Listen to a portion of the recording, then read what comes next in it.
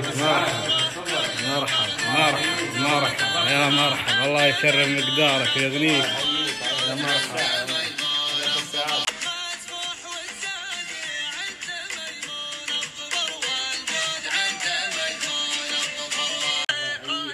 استريح يا ابو فراس، الله يبارك في ايامك ويغنيك ويحفظك يا الله. مساك الله بالخير يا ابو فراس. مس النور، الله يحييك ابو ركان وابو كسات. الله يبارك في ايامك. اولا شكرا لك على حسن الضيافه وبيض الله وجهك، وانت مساس قوم ومساس كرم. الله يعطيك العافيه، وهذا من طيبك، واشرف لنا انك تستضيفنا بسناب عروه. الحقيقه سناب عروه يعني تقريبا من افضل السنابات اللي اتابعها حقيقه. الله يطول بعمرك، هذا شهاده اعتز فيها. وانت شاعر علم، شاعر متميز، ولقبوك زملائك الشعراء بروفيسور الشعر لما تمتلكه من قوه هائله في الشعر. لا معنى، وهذا من كرمهم وطيبهم الله يغفر ركان. والحقيقه بمناسبه الجروب يعني لو لله ثم ابو ركان ما عرفنا في شعراء كثير من عروه. اقول لولا الله ثم لولا ابو ركان يعني ما في شعراء كثير من عروه ما عرفناهم لولا الجروب ملتقى شعراء عروه. في الحقيقه اول ما كنا نعرف الا يعني مجموعه بسيطه من الشعراء اللي هم بارزين في المناسبات وزي كذا، لكن بعد الجروب يمكن تقريبا اكثر من 32 شاعر ومنشد واعلامي ضمهم الملتقى ذا. ما كنا نعرفهم في البدايه يعني، حتى يمكن هذا قصور مني انا، لكن فالحقيقه انا يعني نمتن الشعراء عروه يمتنون بعد الله للاستاذ موسى سعود. يعني في كثير من الشعراء هذا حق واجب يا ابو فراس، وبالعكس هذا استغلال لوسائل التواصل الاجتماعي. والله هذا يا ابو ركان يعني فضل كبير، الواحد يعني ما ينكر الفضل، لكن يعني قبل الملتقى زي ما قلت يعني هذا من طيبك يا ابو فراس. وحنا لابد نستغل يعني وسائل التواصل الاجتماعي لابراز بعض ما يمتلكونه الشعراء من شعر مميز.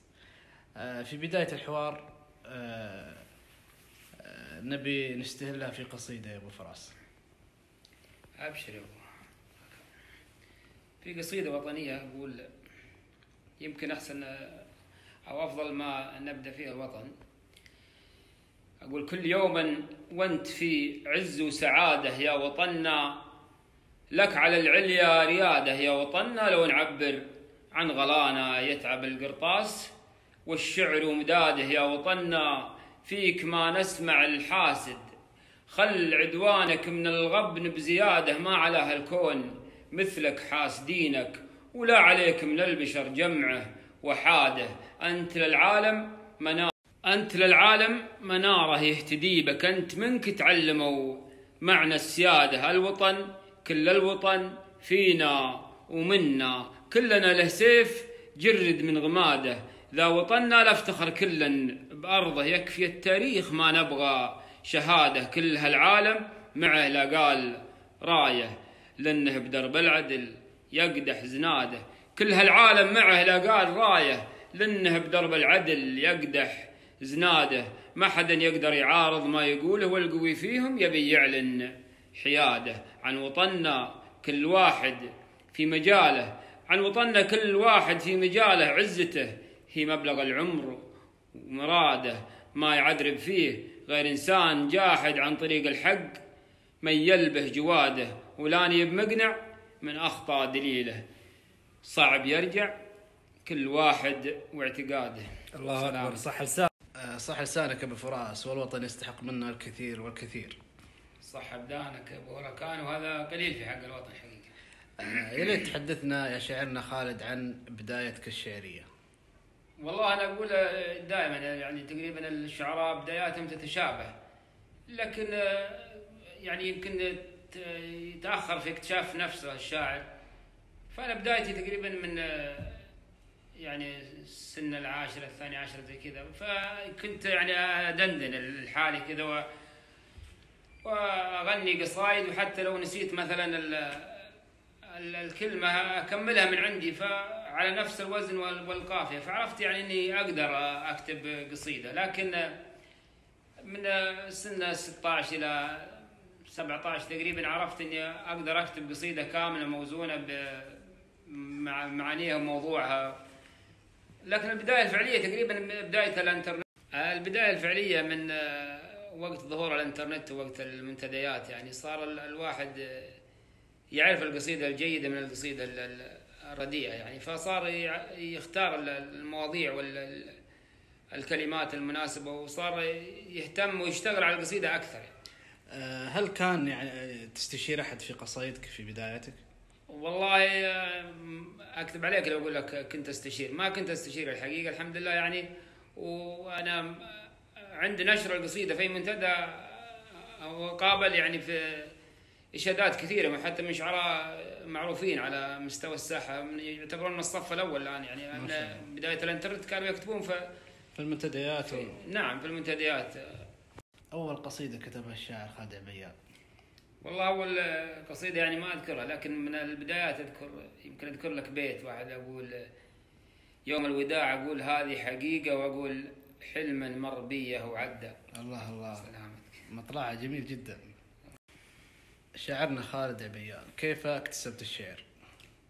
والله الشعر أولا وأخيرا موهبة من الله يعني، وممكن حتى للوراثة دور. عندي الوالدة شاعرة، الله يعطيها الصحة والعافية. ما شاء الله، الله يحفظها لك إن شاء الله. آمين، الله يجزاك خير.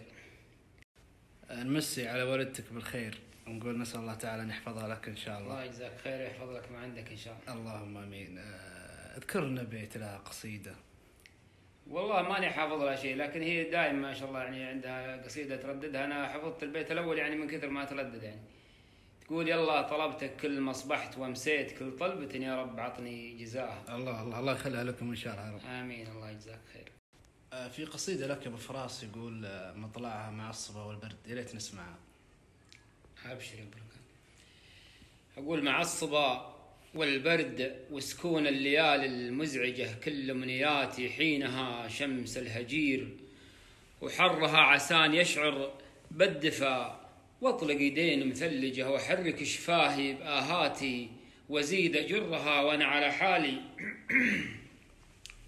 وأنا على حالي أحس عيون بي متفرجة مستغربة متشمتة، مدري بعد وش سرها، وسمعت خطوة باتجاهي سائرة متدرجة، ومشاعري في حينها كل الظنون تمرها، حاولت أجمع ما تبقى من عزوم مبنجة، ودي أميز واكتشف خير الخطى من شرها، أظهرت من داخل حشاي آخر نفس مع حشرجة، آخر نفس مع حشرجة، يا صعبها يجمع ما تبقى من عزوم مبنجة، ودي أميز واكتشف خير الخطى من شرها، أظهرت من داخل حشاي آخر نفس مع حشرجة، آخر نفس مع حشرجة، يا صعبها يا مرها من بعدها، دارت بيرضي دورة متموجة مثل المحالة والرشا في يد نشيط، وفرها وصحيت من حلمي بيد من حرير منسجة، حرير تشكي للحرير إن الحرير يضرها، وعيني أبصرت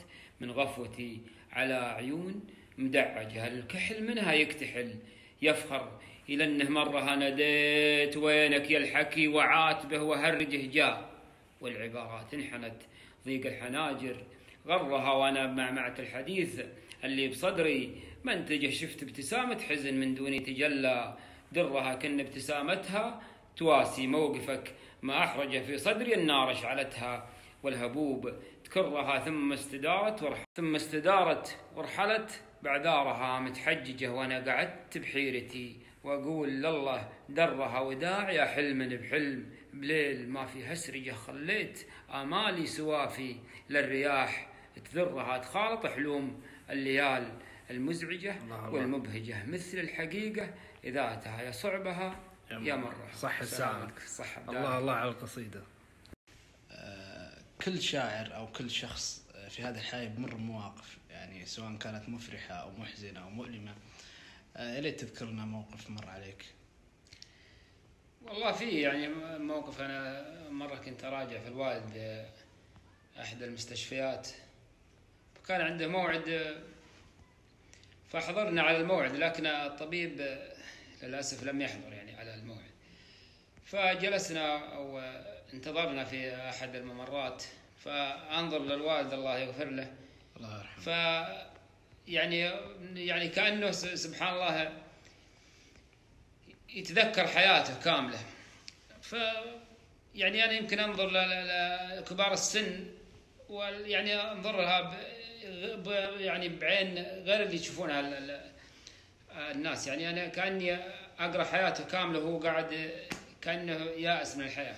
الله أكبر. فأثر في الموقف، وكتبت يعني تقريبا هي القصائد القلائل اللي كتبتها في المواقف. يا ريت نسمع أبو فراس.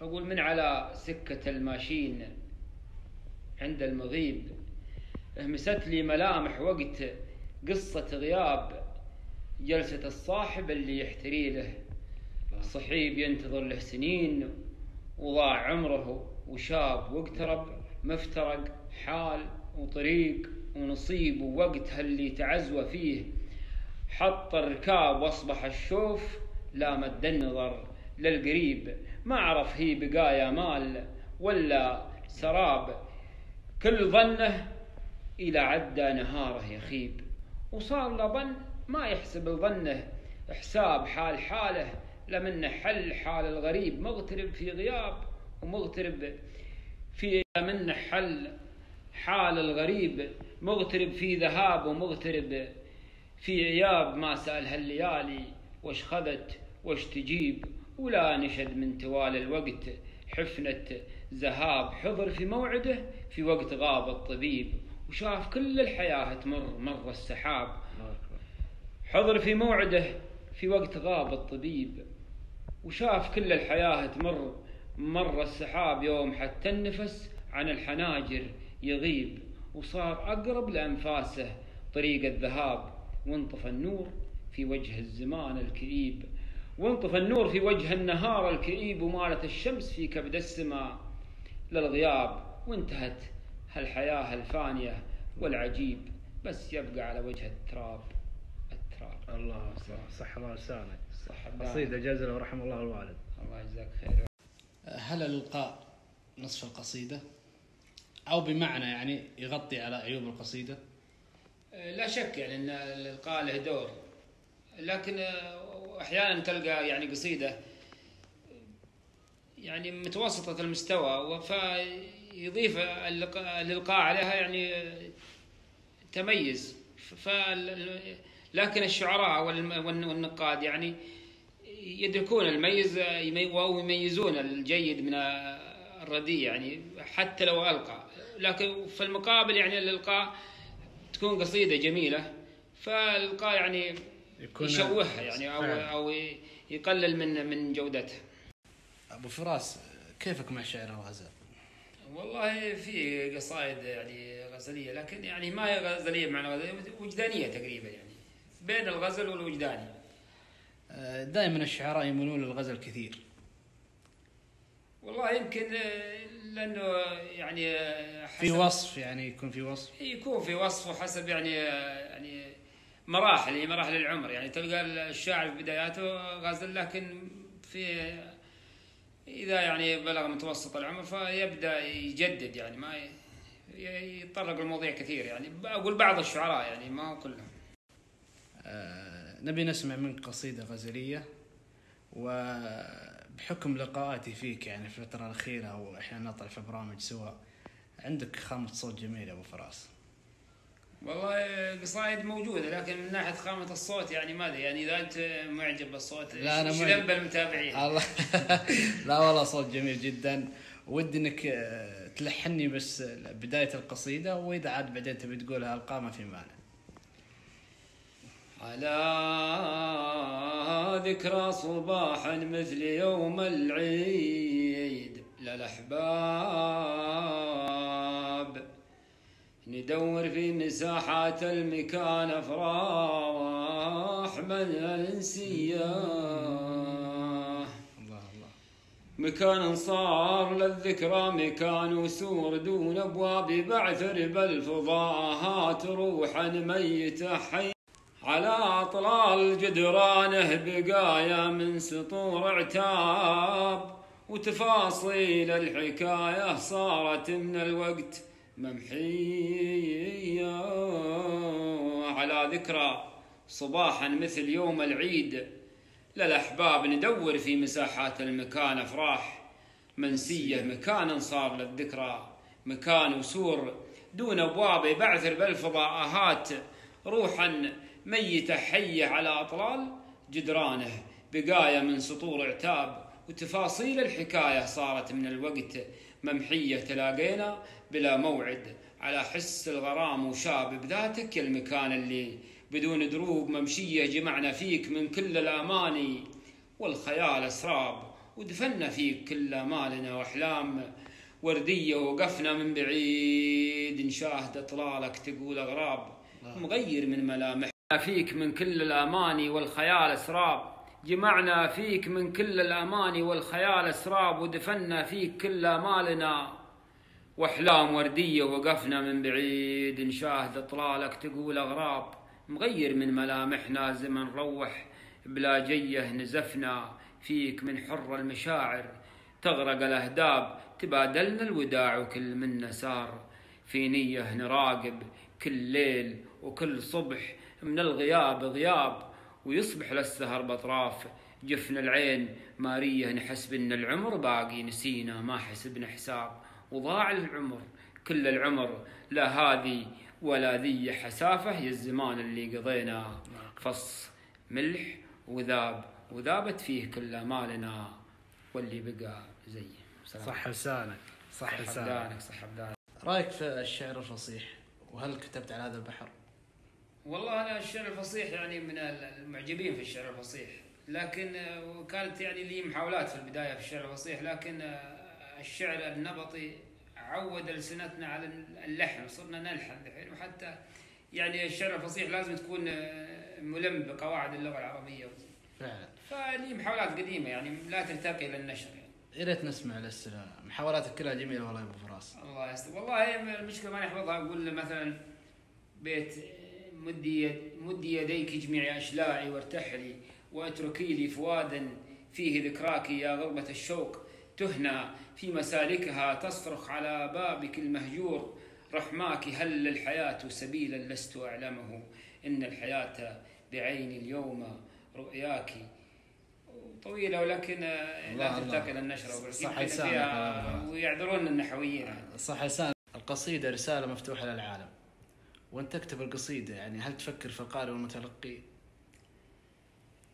والله يا ابو ركان يعني احيانا القصيدة يعني ما تكتبها انت احيانا تبغى تكتب موضوع معين مثلا او تكتب يعني تكتب البيت الاول وتقول مثلا ابغى امر على مثلا تكتب في البيت الاول غزلي مثلا او وجداني او اي شيء فتقول بمر على مثلا بكتب بيت في السحاب فتجدك انك القصيدة اخذتك للسحاب بعدين المطر بعدين السيل بعدين الربيع بعدين الازهار بعدين الورود فتلقى القصيدة يعني هي اخذتك المنحى ما كنت انت اصلا تبغى القصيدة صارت قصيدة في الطبيعة يعني في المطر وزي كذا ف يعني لا الا في احيانا لابد يعني زي المناسبات انت لكن في احيان يعني انت مجبور انك تكتب في موضوع معين فلابد في الحالة هذه انك تفكر في المتلقي يعني مثلا قصائد المناسبات او قصائد انت مكلف بقصيدة في مهمة معينة لازم تكتب عن نفس المهمة يعني يجب لا تأخذك القصيدة في منحى آخر يعني لكن بصفة عامة يعني القصيدة عندما تكتبها أنت أكيد تبغى تشوف ردود فعل الناس بعد وتحس بنشوة القصيدة بعد ما تشوف أولا بعد ما تنتهي من القصيدة وبعدين بعد ما تشوف ردود المتلقين لها يعني فعلا. رأيك في السوشيال ميديا وهل لك حسابات في السوشيال ميديا؟ والله وسائل التواصل فيه يعني لي حسابات في تويتر وانستغرام في اسمك يعني ولا في اسماء مستعارة؟ تويتر في خالد عبيان. خالد عبيان باسمك؟ ايوه @k__LALWR العلوي اللي هو في تويتر. في تويتر نعم. فالانستغرام برضو لي حساب بس كله يعني صور وما صور وقصايد يعني فيها شيلات منها. لكن السناب عندي حساب لكن غير نشط حقيقي. حاطه خاص يعني؟ لا مو خاص لكن ولا سنابه يعني. بس اخذت جربته يعني فتحت سناب. ما حاولت انك يعني تستخدم؟ لا يمكن سنابتين او 3 بس تجربه فقط يعني، وان شاء الله بفعله باذن الله. ان شاء الله باذن الله اول ما تفتح حساب تعلمنا بس. وانت طيب ان شاء الله. على الساحه الشعريه نرى الان ما شاء الله تبارك الله زخم كبير من الشعراء الشباب. كيف تقيم الشعراء الشباب وما هي مقومات الشاعر الناجح؟ والله هو الجيد يعني يفرض نفسه بكل تأكيد يعني. فالشعراء الشباب يعني في شعراء شباب ما شاء الله يعني تسمع قصايدهم تقول هذا يعني شاعر مخضرم يعني. فالجيد يفرض نفسه. والشعراء الشباب يعني يجب أن يكون الشاعر أول شيء مطلع يعني، ومطلع يهتم بالقصيدة، ما هو يستعجل في النشر. أو الاهتمام بالقصيدة ترى يعني شيء مهم، إنه يعني يعيدها مرة واثنين ويغير ويبدل لين يعني يطلع قصيدة يعني. فالقصيدة ترى كل ما تعمقت فيه قصيدة يعني أقول عدم الاستعجال في نشر القصيدة، ويكون الشاعر إن يتعب على قصيدته يعني، ويتعدد أفكار يعني ما يقعد على أو يظل في حبيس موضوع واحد يعني. هل أنت مع الاستشارة؟ والله أكيد الاستشارة لا خاب من استشاري، لكن يعني أحيانا تستشير واحد ممكن ما هو أي واحد تستشير يعني فيه يعني تعرف أنت من تستشير. لا شك أن الشعراء يتنافسون فيما بينهم. رأيك في مجتمع الشعراء أو وجهة نظرك في مجتمع الشعراء؟ والله مجتمع الشعراء لا يختلف يعني عن أي مجتمع، والتنافس موجود، والتنافس شيء إيجابي يعني، ما هو يعني ومن صالح المتلقي يعني. كل شاعر المفروض أنه يطور من نفسه ويبحث عن الأفضل. من وجهة نظرك ما هي معوقات الشاعر المبتدئ؟ والله أنا أقول لك يعني هي في البدايات أنا يعني الاطلاع أهم شيء، الاطلاع. والمفروض أنه يعني إذا كان عقبات من يعني تقصد المجتمع ولا فيجب أن ما ينظر لها يعني. فإذا كنت يعني تلتفت الكلام الناس وتشوف هذا يعني يقول لك شعره مثلا ما هو جيد فلن تستمر يعني. فالناس ما في شيء يرضيهم يعني. فأولا وأخيرا أنت تهتم بنفسك وتصير أنت الداعم الأول لنفسك، ما يحتاج دعم من أحد ولا يعني يهتم في الاطلاع طريقك يعني بنفسك، وما في مانع أنك تستشير يعني الاستشارة مهمة. أكيد مهمة، والاطلاع أهم شيء. القراءة تفيد الشاعر في الوزن، تفيده لأنه في اكتساب مفردات جديدة ويعني. كيف ترى الشعر النسائي وهل أخذ حقه على الساحة الشعرية؟ والله أنا أقول لك يعني في عصرنا هذا، في عصر التواصل الاجتماعي، الكل أخذ حقه يعني أي شخص يعني أو أي شاعر ما أخذ حقه فالتقصير من الشخص نفسه يعني. فالكل يقدر ينشر كل. فالشعر النسائي شعر يعني لا يختلف عن شعر الرجال يعني، فيه المميز وفيها دون ذلك يعني. وهناك شاعرات أثبتوا جدارتهم على الساحة الشعرية يعني، وشعرهم متميز يعني، وأثبتوا أنهم يعني يتفوقون على كثير من الشعراء. هل لديك قصائد لم تنشرها الآن؟ والله فيه كثير قصائد يعني ما نشرت. نبي قصيدة حصرية يا أبو فراس. والله في قصيدة يعني وراح إن شاء الله يكون في عمل إنشادي قريب لها. ما شاء الله. عن الأجرد. الله، عن جبال الأجرد. نعم. الله نسمع منها طيب بيت ولا مطلع القصيدة؟ القصيدة طويلة أسمعك بعض أبياتها. أقول: سلامي على ضلع شهد جيل بعده جيل، وبينه وبين الطيب ميثاق، وعلاقه شماريخ وجبال وسنود، الله الله. وميل هضاب وشعاب وناب، سبحان خلاقه شماريخ وسهول وجبال وسنود، وميل هضاب وشعاب وناب، سبحان خلاقه منازل رجال محتموا في سواد الليل، بوضحن قال المجد والعز تواقه، ولو بعيدا دائما الروح فيه تخيل دروبه ومرقوبه محانيها، وطراقه هزيز الرياح يمني النفس بالتعليل، تزاحم على ملس الصفا تاخذ اذواقه. والقصيده طويله وان شاء الله تسمعها الله قريبا. اكبر. الله اكبر. صح الله لسانك. صح بدانك. ولازم نسمعها ان شاء الله باذن قريبا. الله وانت طيب. شاعرنا خالد، هل انت مهتم في الشأن الرياضي؟ والله اكيد اكيد مهتم. وش ميول شاعرنا خالد عبيان؟ والله القلب اخضر يا طول عمرك. اهلاوي يعني. اهلاوي ووطني بنفس الوقت. الان ننتقل يا شاعرنا خالد الى اسئله بعض الشعراء وكذلك من متابعين سناب قبيله عروه. تفضل. في سؤال من الدكتور سالم سليمان، طبعا يمسي عليك بالخير. يقول ابو فراس كنية اشتهر بها الشاعر خالد عبيان ايام العزوبيه، فما زال يكن بها رغم وجود الولد بسام. اول شيء امسي على الدكتور سالم بالخير. فراس يعني ابو فراس اشتهرت به ايام المنتديات، كنت اكتب قبل يجي بسام، كنت اكتب بابو فراس، وما زال يعني مع الشعراء ولا اصدقاء المنتديات لحد الان يعني، فخليتها على بس فراس ولا الولد بسام. الله يحفظك ان شاء الله. يعني من الشاعر ماهر بخيت، طبعا نمسي عليه بالخير من خلال سناب قبيله عروه، وان شاء الله يكون ضيف معنا في هذا البرنامج. اين يجد خالد عبيان نفسه في غير الشعر؟ اول شيء امسي على ابو عمر. والله بالنسبه ان يجد نفسي، اذا كان المقصد يعني في الهوايات اخرى غير الشعر، في هوايات كثير يعني زي كتابه مقالات وقراءه يعني اشياء. فيه سؤال من الشيخ مبارك السويرح، طبعا نمسي عليه بالخير، طبعا هو يثني عليك، يوجه لك تحيه وانه من المعجبين فيك يعني.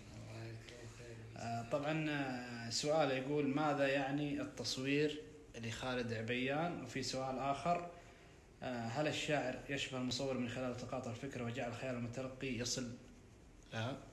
أولا أمسي على أبو فرح، والله يذكر الله خير، ذكرني لسؤال ماهر بخيت اللي هو هوايات ثانية، التصوير برضه هواية، وعندي حساب في الانستغرام. لكن التقاط التصوير يعني المصور يشبه الشاعر، يعني احيانا تكون الصوره يعني ملهمه للشاعر يعني، فالشاعر يبني فكره على صوره يعني، فاحس فيه ترابط بين التصوير والشعر. سؤال ايضا من الشاعر صالح محسن العلوي، طبعا مسي عليه بالخير، وان شاء الله باذن الله ايضا يكون ضيف معنا في هذا البرنامج. يقول امسي عليك وعلى شاعرنا القدير ابو فراس، هل الاكثار من نظم القصائد شيء صحي ام هدر للشعر؟ والله أنا أقول لك، حتى لو كان الإكثار من الشاعر إذا كان يكتب بصفة مستمرة يجب لا ينشر كل ما يكتب يعني، فيجي يترك الشعر هذا اللي يبقى مخزون عنده يعني، لأوقات يمكن تكون ما تساعد على كتابة قصائد جديدة، فأحيانا يعني تكون فترات ربيع للشاعر، وتجي فترات مجدبة، فيبقى مخزون. حتى لو كتب كتابات كثيرة يجب أن لا ينشر، لأنه حتى ما تأخذ حقها في الاطلاع من المشاهدين، ويملون بكثرة القصائد من الشاعر نفسه. في سؤال من متابعين سناب قبيلة عروة، طبعا أنا أوجه الجميع متابعين سناب قبيلة عروة أجمل التحايا وأزكاها، وكذلك أهديهم باقات من الورود لأنهم دائما خلف نجاح سناب قبيلة عروة. السؤال، رأيكم في الصداقة وهل أصبحت موجودة في هذا الزمن؟ أول شيء أوجه تحية لمتابعين سناب قبيلة عروة، ولا شك أن الصداقة موجودة يعني وباقية، ما بقي الأصدقاء الصادقين. في سؤال من الشاعر مصلح فالح عروة، طبعا نوجه له تحية، وإن شاء الله بإذن الله أيضا يكون معنا ضيف في سناب عروة. يقول هل ترى أن قواعد نظم الشعر مقيدة لإحساس الشاعر أم لا تؤثر؟ لا بالعكس، الشاعر يعني المفروض أن ليش سمي شاعر؟ لأن وليش سمي شعر؟ الشعر له قواعد، والشاعر يجب أن لا تقيد هذه القواعد، يتقيد بها ولا تقيدها نفس قواعد الشعر. فالشاعر يعني عنده مطلق الحرية، بس ما يتجاوز يعني اللي هي قواعد الشعر، الكسر والقافية والأمور الفنية بالقصيدة. جميل. في سؤال أيضا من المتابعين نوجه له أيضا تحية، يقول رأيكم في شعر الكسرة، وهل كتبت على هذا البحر؟ والله إذا البحر تقصد بحر الكسر اللي هو بحر الهجين نفسه، وراي بشعر الكسر أكيد راي يعني له متابعين ونحترم المتابعين، لكن أنا ماني من هواة شعر الكسر. يمكن كنت في السابق أكتب عليه، لكن الآن حقيقة ما أجد نفسي في شعر الكسر. في سؤال آخر أيضا من المتابعين وجه له تحية، يقول لك قصيدة اسمها باب الحارة. أنا والله فاجأني السؤال، لكن وش القصيدة هذه؟ والله هذه قصيدة قديمة، يعني أنا ما أذكر منها الأبيات، ما هي يمكن مرتبة، لكن يقول لهب ريح ولا تمر أعذاره، سطيف فرق أهل باب الحارة، يوم كل صار يمدح هتلر أو الزعيم النسي وجيفاره، نسيت وابطال العرب يا عالم، ما عاد به أحد نجيب أخباره، العذر منكم يا رجال الأمة، كلا على جاره يشق جداره، راحت علوم أجدادنا بالماضي، حتى الربابة بدلت قيثاره، كل ما نزلنا من جبل في وادي نشوف غارة تكتفيها غارة. وماني والله حافظ، بس صح، مرات أحس إنه كتيب وزي كذا طويلة. صح لسان. سؤال أيضا من المتابعين يقول هل تكتب الشعر الحر؟ والله لي كتابات في الشعر الحر، نعم لي كتابات، منها اللي أقول صباح السبت صباح القهر والكبت، صباحا ما عرف طعم الفرح، صباحا كم جرح، صباحا ما درى لو غبت، ولا لو غبت يوم السبت أنا مالي عذر عن هالغياب، اللي فتح كم باب وقفل كم باب، حضور غياب يشبه مخلبين وناب، ولو ما جيت يوم السبت مدري كيف نوصل للنهاية، غريب الوقت بعد ما فقت وبعد ما رقت، غريب الوقت ويوم السبت يوم يمر من العمر، وأنا مالي عذر لو غبت، وجاء يوم الأحد وأنا في موعدي جالس أراقب هالثواني، كأن الثانية تمسك بإيد الثانية وتقول نبقى للأبد، خلي الأحد يمر أكثر من عمر ولا يلقى أحد، وجاء الاثنين وغمض عين وفتح عين، وجاء الاثنين وحنا للأسف ناسين، وجاء الاثنين وحنا للأسف ناسين، ويمر العام تلو العام نردد مسرع الأيام. صح لسانك. صح بدانك. في الختام نشكر شاعرنا القدير خالد عبيان، والله احنا استمتعنا بالوقت، والوقت عدى والله ما درينا له، ونشكرك جزيل الشكر على كرم الضيافة وعلى إتاحة الفرصة لنا لنجري معك هذا الحوار الممتع والشيق أخوي خالد. الشكر لك أبو ركال، وبالعكس يعني أنا اللي استمتعت معك في اللقاء، وإن شاء الله نكون خفيفين على المتابعين بإذن الله. أحلى من العسل يا أبو فراس. الله يجزاك خير، هذا من طيبك وذوقك. إلى اللقاء إن شاء الله بإذن الله تعالى في حوار آخر مع ضيف آخر من خلال شاشة سناب قبل تعالوا بإذن الله تعالى، والسلام عليكم ورحمة الله وبركاته.